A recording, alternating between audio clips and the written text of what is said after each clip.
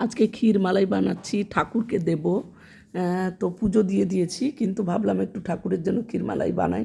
এই যে পাউডার দুধ দিলাম, দুধটাকে ভালো করে ফুটিয়েছি অনেকক্ষণ ধরে। দেখেছো দুধটা কতটা মরে গেছে, কত সর পড়ে গেছে।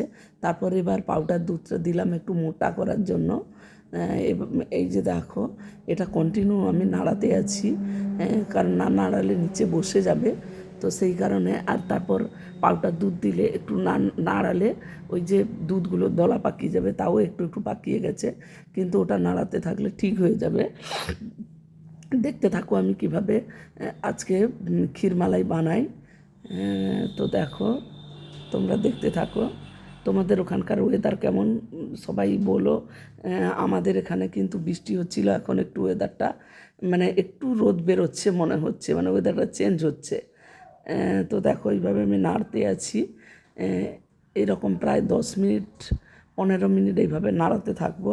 তারপরে এটাকে আমি নামিয়ে তারপর চিনি দিয়ে বানাবো, কি বলে, চিনির সিরা বানাবো। তারপর ওই লেচিগুলো মানে লেচি বলছি, সরি, রসগোল্লা শেপের সন্দেশগুলোকে দেব। তোমরা শুধু দেখতে থাকো আমি কিভাবে বানাই। আজকে আমার মেয়ে বলছে মা একটু আমাকে রসমালাই বানিয়ে খাওয়াবে। তো আমি ভাবলাম ও স্কুলে চলে গেছে, কি করব, তাই আমি একটু রসমালাই বানাচ্ছি। এই যে দেখো দুধটা ফুটছে। এই যে দেখো ছানাটা, এবার ছানাটাকে ভালো করে হাত দিয়ে দোলা দোলা করে, মানে একদম মসৃণ করে মেখে নেব, মানে চটকে নেব।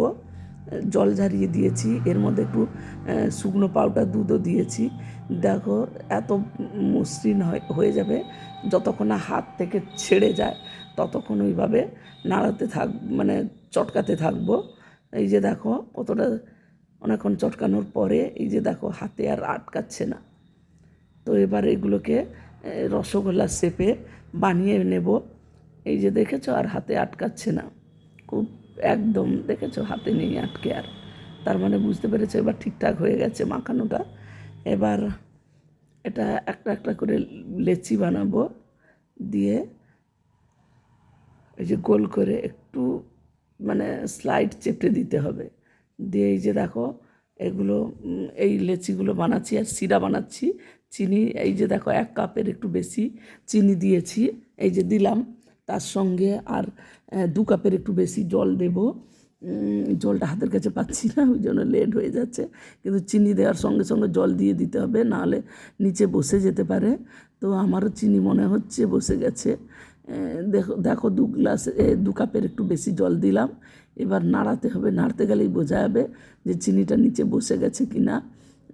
নাহলে বুঝতে পারবো না চিনি নিচে মানে চিনির ওপর জলটা দিতে একটু সময় লেগেছে, সেই জন্য। এই যে দেখো সিরা কীভাবে আমি চিনির সিরাটা বানাচ্ছি।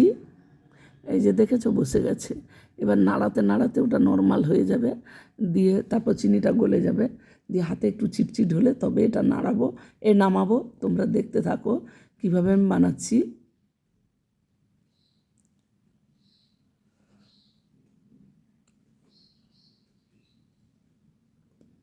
গ্যাসটাকে বাড়ালাম, গ্যাসটা কমিয়ে রেখেছিলাম চিনিটা দেওয়ার সময়, যে গ্যাস বাড়িয়েছি। এবার আস্তে আস্তে ফুটতে শুরু করছে, একটু একটু করে ফুট উঠছে, ফুটে নিয়ে এখনো এই যে হচ্ছে।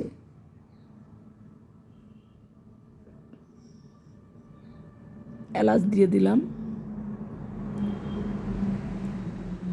এই যে দেখো ফুটতে আরম্ভ করেছে, একটু বেশি করে এলাচ দিলাম যাতে টেস্ট লাগে। এলাচ দিলে এটা খেতে খুব ভালো লাগে।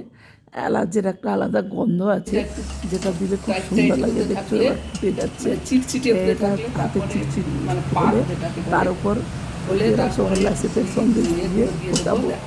তো প্রায় 40খানা হয়েছে, 40 পিস হচ্ছে এগুলো হয়েছে। এবার এই চিনির রসটার জন্য একটু বেশি করতে হয়েছে। এই যে দেখো ফুটছে, কারণ চিনির অতগুলো এখানে দেব।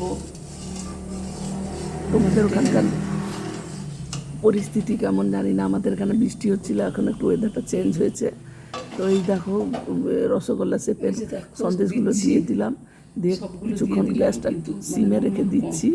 এবার দেওয়া হয়ে গেলে গ্যাসটাকে একটু বাড়াবো, এরকম দিয়ে রাখবো কিছুক্ষণ, তারপর ওটা তুলে আবার ওই দুধের এতে ফেলবো, দেবো।